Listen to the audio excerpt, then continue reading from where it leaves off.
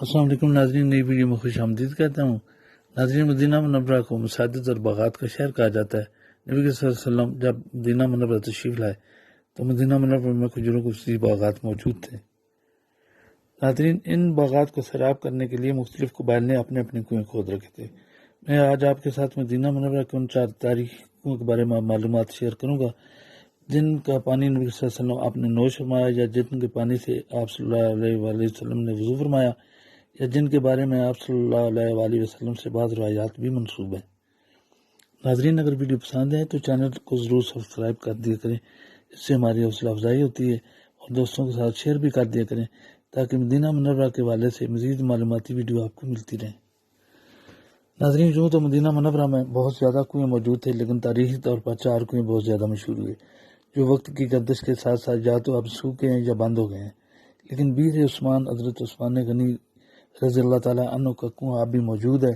یہ کنواں ایثار اور اللہ تبارک و تعالیٰ سے تجارت کا عظیم ورثہ اور نشانی ہے۔ اس کنویں کے ارد گرد کھجوروں کا باغ اب بھی موجود ہے جو اس کنویں کے پانی سے سیراب ہوتا ہے۔ اس کنویں کا پرانا نام بیر روما تھا، جو کہ ایک یہودی روما نامی کی ملکیت تھا۔ جب مدینہ منورہ میں مسلمانوں کو پانی کا قلت کا سامنا ہوا تو نبی صلی اللہ علیہ وسلم آپ کے کہنے پر سیدنا عثمان غنی رضی اللہ تعالیٰ عنہ نے یہ کنواں یہودی سے خرید کر مسلمانوں کے لیے وقف کر دیا، اور آج بھی یہ کنواں مدینہ منورہ میں الازری محلہ میں موجود ورکنگ حالت میں ہے۔ زائرین اور عمرہ پر جانے والے اس کی زیارت کے لیے وہاں پہ جاتے ہیں۔ اس کا فاصلہ مسجد نبی شریف سے تقریباً 5 کلومیٹر ہے۔ ناظرین، دوسرا مشہور کنواں بیر رہا تھا جو مسجد نبی قریب سے بالکل قریب تھا۔ اس کے گرد ایک کھجوروں کا باغ بھی تھا۔ یہ مدینہ منورہ کی سب سے قیمتی زمین تھی۔ مسجد نبی کی توسیع کے ساتھ ساتھ یہ باغ اور کنواں مسجد نبی شریف کے حدود میں شامل ہو گئے ہیں۔ اگر آپ گیٹ نمبر 21 سے داخل ہوں تو داخلے کے ساتھ ہی یہ بائیں جانب 3 دائرے فرش پر بنے ہوئے ہیں جو اس کنویں کے مقام کو ظاہر کرتے ہیں۔ نبی کریم صلی اللہ علیہ وسلم مسجد نبی سے قریب ہونے کی وجہ سے اس کنویں پر اکثر تشریف لاتے، اس کا پانی نوش فرماتے اور وضو بھی فرماتے تھے۔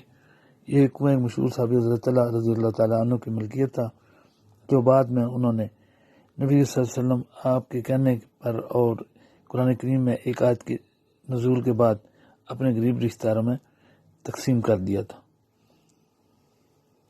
ناظرین، تیسرا مشہور کنواں بیر غرس ہے۔ یہ وہ کنواں ہے جس کے پانی سے نبی صلی اللہ علیہ وسلم آپ کی وفات کے بعد آپ کو غسل دیا گیا۔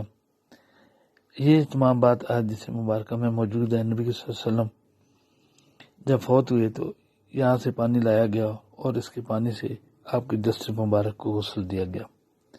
یہ کنواں مسجد نبی شریف سے تقریباً 2.5 کلومیٹر کے فاصلے پر ہے، مسجد قباء سے بھی بالکل قریب ہے۔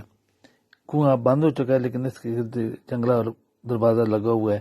یہاں پہ عاشقان رسول اب بھی یاد تازہ کرنے کے لیے، اس کی زیارت کے لیے وہاں پہ جایا کرتے ہیں۔ چوتھا کنواں جو ہے وہ بیر خاتم ہے، اس کو بیر رسیس بھی کہتے ہیں۔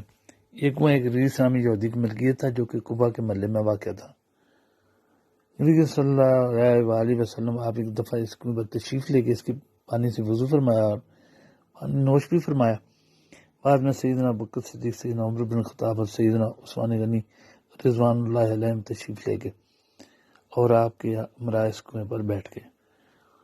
جب حضرت عثمان غنی رضی اللہ تعالیٰ عنہ خلیفہ بنے تو وہاں کنویں پر تشریف لے گئے۔ آپ کے ہاتھ میں ایک انگوٹھی تھی جس پر محمد رسول اللہ لکھا ہوا تھا صلی اللہ علیہ وسلم۔ آپ کے ہاتھ سے یہ انگوٹھی کنویں میں گر گئی۔ یہ وہ انگوٹھی تھی جس کو نبی صلی اللہ علیہ وسلم جب مختلف بادشاہوں کو خطوط لکھے تھے اس انگوٹھی کو بطور مہر استعمال کیا۔ بہت تلاش بسیار کے باوجود حضرت عثمان غنی نے کنویں سے پانی نکلوا کر انگوٹھی کو تلاش کرنے کی کوشش کی لیکن کامیابی نہ ملی۔ یہ کنواں مسجد قباء کے قریب واقع تھا، اب وہاں پر ایک فوارہ موجود ہے۔ یہ تھی معلومات تھی ویڈیو، اگر آپ کو پسند ہے تو دوستوں کے ساتھ شیئر کر دیں، چینل کو ضرور سبسکرائب کریں اور بیل آئیکن کو دبا دیں تاکہ مزید معلوماتی ویڈیو مدینہ منورہ کے حوالے سے آپ کو ملتی رہیں۔ درود بھیجیں۔ اللہم صلی وسلم علی سیدنا محمد وعلی آلہ وصحبہ اجمعین۔